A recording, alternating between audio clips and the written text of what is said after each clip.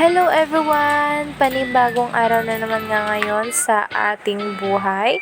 Samahan nyo nga po pala kami ngayon ni Ate Richelle Banyes, yung aking boss. Pupunta nga po pala kami sa may SM dahil bibili kami ng pang-ulam sa araw-araw at saka gulay na din po.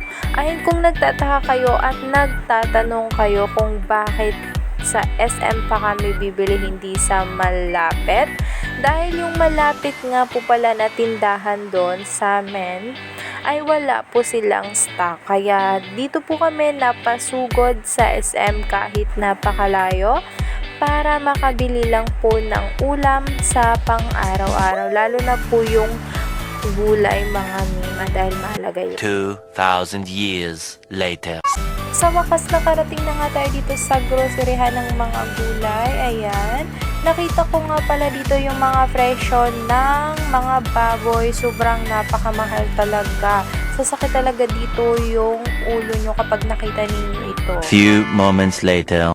Tara guys, samahan nyo kami ngayon. Magbabayad na kami sa cashier. Ayan. Dahil tapos na kami mag-ikot-ikot ng mga gulay.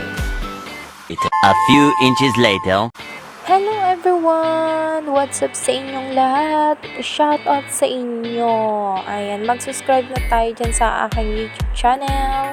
Ayan, for today's video, nandito kami ngayon sa bilihan ng mga sandals, sapatos, lahat, etc. Nandito na.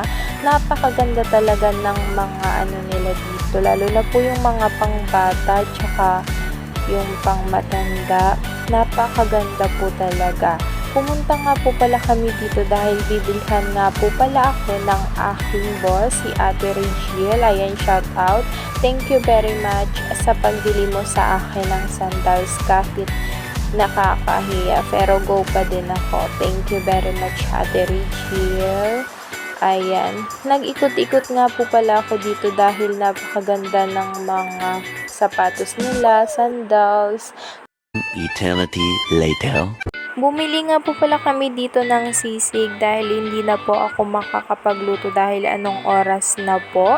Ayan, pauwi na nga po pala kami dito. Samahan niyo po kami hanggang sa makauwi kami. Hanggang sa makarating po kami sa bahay. Ayan, maraming salamat nga po pala sa mga nanonood. Ayan, don't forget to like and share mga mima ng aking YouTube channel. For today's video nga po pala, hanggang dito na lang po muna tayo. Thank you very much.